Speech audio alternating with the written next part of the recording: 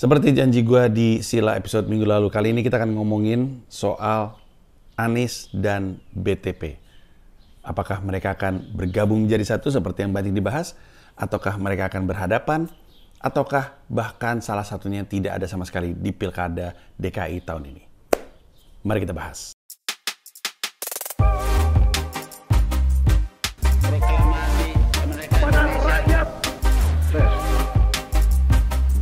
Kalau emang lu bener duduk dialog sama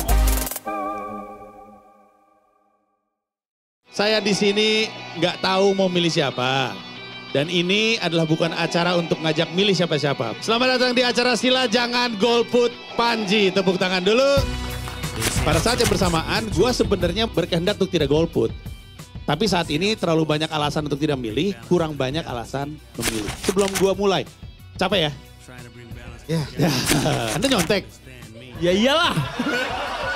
01 dia datang, 02 datang, 03 datang, Pak. Coba saya tanya, itu emang gak ada penyelewengan dana tuh? Bang, ini kenapa di sini sinyal agak susah ya? Sengaja. Persis kayak lagi di JIS soalnya nih.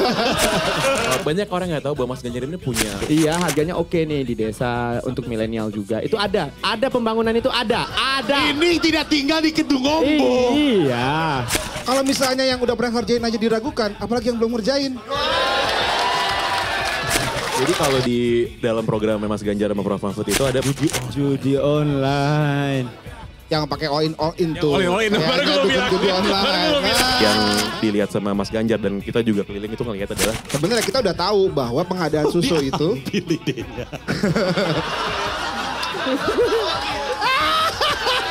Ji, bukan diambil idenya Ji, diculik.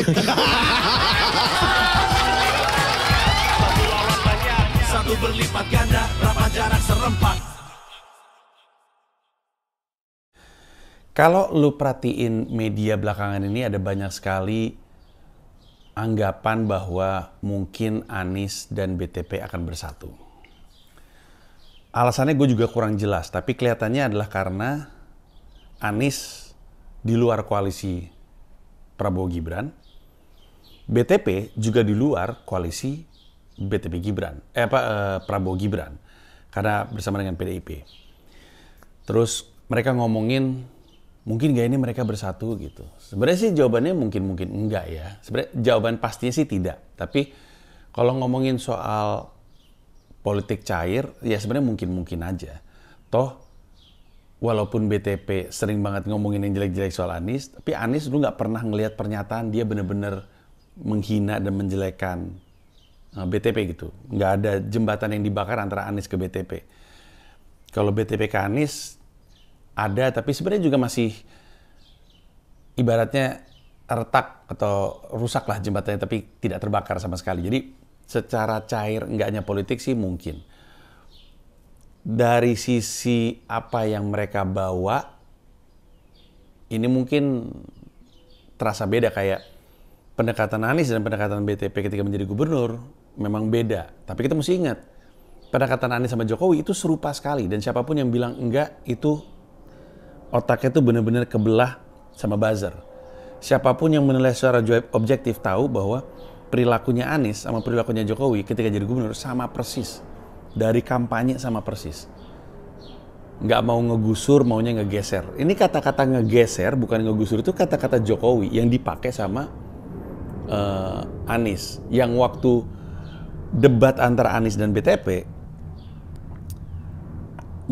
menjelek-jelekan Anies soal menggunakan istilah gusur, sama Najwa diingetin lagi. Lah itu kan istilah yang dipakai waktu lu berdua sama Jokowi. Sampai BTP lupa sendiri gitu. Soal keberpihakan sama kampung akuarium, terus gitu kontrak politik dengan pebeca, mereka nggak mau dihilangkan.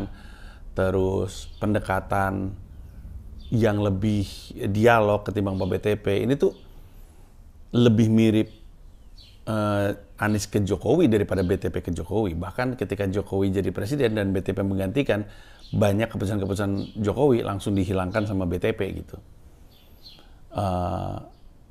Kalau nggak percaya sama gue, dan kalau nggak mau cuman ngerasa benar dan pengen menjadi benar, buka YouTube gue yang judulnya Kenapa Ahok Kalah. Tapi yang lu lihat itu link artikel di video description-nya. Ada artikel-artikel yang bukan ditulis sama gue. Pangeran Siaan bahkan salah satunya yang nulis. Ada banyak banget, ada belasan kalau nggak salah. Lihat satu persatu dan di situ lo bisa ngebaca argumen yang seperti yang gue katakan. Oke, jadi walaupun pendekatannya ketika jadi gubernur beda, tapi lo mesti ingat waktu BTP jadi wakilnya Jokowi, BTP ngikut sama apa yang maunya Jokowi. Jadi sebenarnya mungkin-mungkin aja. Tapi realisasinya sebenarnya nggak akan terjadi. Anies dan BTP nggak akan mungkin bersatu. Kenapa? Karena undang-undangnya melarang itu. Undang-undangnya mengatakan orang yang sudah pernah jadi gubernur tidak bisa jadi wakil. Yang berarti kalau Anies sama BTP bergabung kan ibaratnya kan misalnya Anies gubernur, BTP wakil gubernur. Nggak bisa tuh karena undang-undangnya mengatakan yang sudah pernah jadi gubernur nggak bisa jadi wakil. Sebenarnya juga gitu. Kalau BTP yang jadi gubernur, Anies jadi wakil nggak bisa karena undang-undangnya mengatakan yang pernah jadi gubernur nggak bisa jadi wakil. BTP memang melanjutkan, tapi dia sudah diresmikan, sudah disumpah jabatan resmi untuk menjadi gubernur. Jadi secara undang-undang tidak memungkinkan. Yang mungkin adalah mereka berseteru. Karena sekarang dari sisi elektabilitas, nomor 1 Anies, nomor 2 BTP, nomor 3 tergantung survei mana yang lu baca. Ada yang bilang Ridwan Kamil, ada yang bilang Erick Thohir, ada yang ngaku Ahmad Sahroni. Ada. Cuman jauh, angkanya jauh nih. Nah, yang menarik adalah kayak yang tadi gue bilang, dua-duanya ini bukan pegangannya Pak Jokowi. Bukan pegangannya koalisi. Yang harusnya jadi pegangannya koalisi adalah Heru Budi. Tapi Heru Budi elektabilitasnya rendah.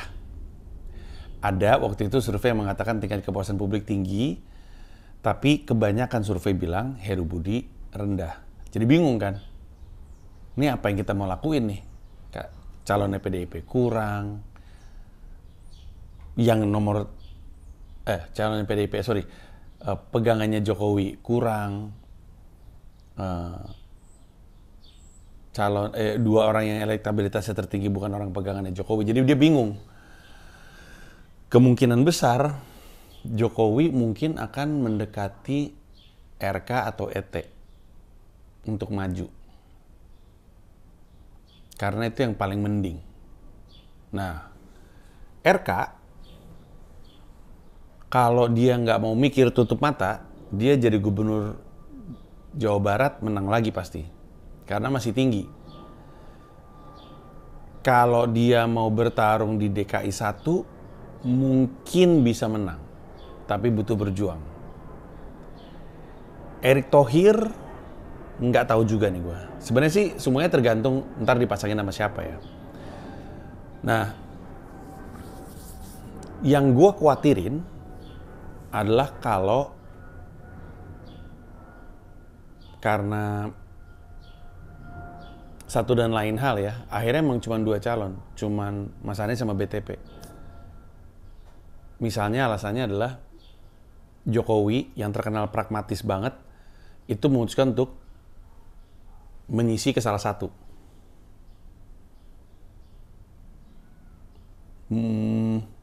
Gue nggak tahu. Soalnya BTP udah ngomong secara terbuka sih kemarin waktu kampanye dia bilang, lihat nggak video yang dia ditanya Pak Ahok nggak ngerasa mengkhianati Jokowi gitu kan, ada yang nanya gitu, terus si Ahoknya bilang kan, Pak BTP bilang gini ya Bu ya, gini kalau saya boleh jujur yang bikin saya di penjara kan dia juga. Wah, keras banget itu pernyataan. Dia ngomong di situ bahwa dia di penjara karena Jokowi yang membuat dia di penjara. Videonya nyebar, ini untuk yang nggak percaya sama gue dan marah-marah ngelihat pernyataan gue, videonya nyebar, lu tonton aja. Di kolom komentar juga ada yang bilang iya kok. Jadi gue nggak tahu sih apakah Jokowi bisa menyisi ke situ. Jokowi sama Anies juga hubungannya nggak buruk sebenarnya, nggak pernah tuh secara terbuka serang-serangan, nggak pernah. Jadi gue nggak tahu. Nah yang gue khawatirin adalah kalau misalnya mereka bertarung, terus nggak ada orang ketiga, males kalau ngulang kayak 2017. Bayangin, 2017 begitu pahitnya, begitu pedesnya, dan begitu terpecahnya orang-orang. Terus sekarang udah baik-baik aja, tiba-tiba balik lagi kayak dulu. Duh, males banget. Males bayanginnya. Karena udah pasti kartunya gitu doang. Yang Islam, yang konservatif, balik lagi pasti. Merapatnya ke Anies lagi pasti. Nggak ada FPI, pasti ada lagi yang lain ngerapat ke Anies. Sehingga ntar jatuhnya akan jadi hal yang sama. Aduh, capek banget. Malas ngebayanginnya.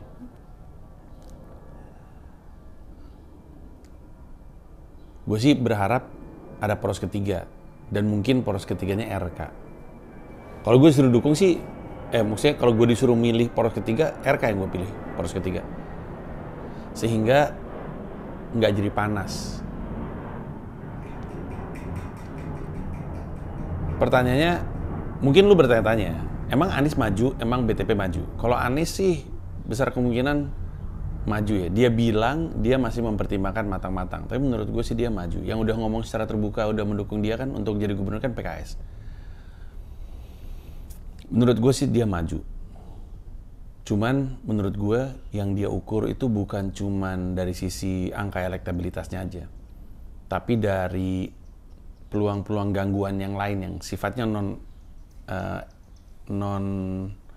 elektoral gitu ya. Karena sebagai orang yang merasa kalah karena dicurangin, dia jadi lebih berhati-hati gitu. BTP, apakah dia akan maju? Nggak tahu juga, tapi gue rasa dia juga tahu dia elektabilitasnya tertinggi kedua. Dan kalau lu buka YouTube-nya sekarang, nama saya BTP, itu tuh kerjanya ngomongin kebijakan Jakarta mulu. Jadi kayak emang lagi nyari. Nggak tahu tuh apakah partai akan angkat dia atau enggak.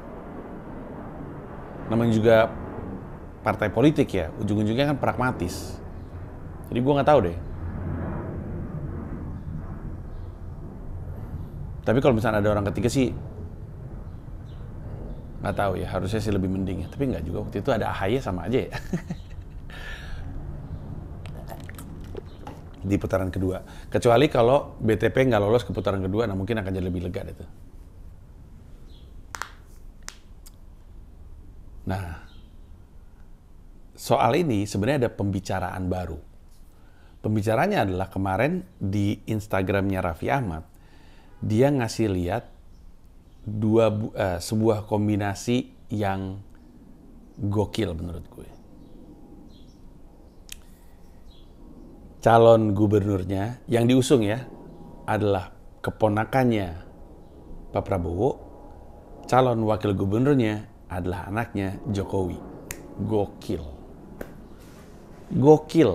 Lebih gokil ke maksudnya yang satu ponakan Prabowo, yang satu anak Jokowi. Itu gokilnya menurut gue ya. Pertanyaannya, apakah mereka cukup kuat untuk menang? Itu adalah pembahasan kita di Sila minggu depan. Untuk sekarang makasih banyak. Seperti biasa, silakan jawab di kolom komentar apakah ini layak untuk dirilis untuk umum atau tidak. Kalau layak, saya akan rilis. Kalau enggak, ya saya akan pertahankan hanya untuk Anda para member. Sekian dari gue, makasih banyak. Kita ketemu minggu depan. Bye-bye.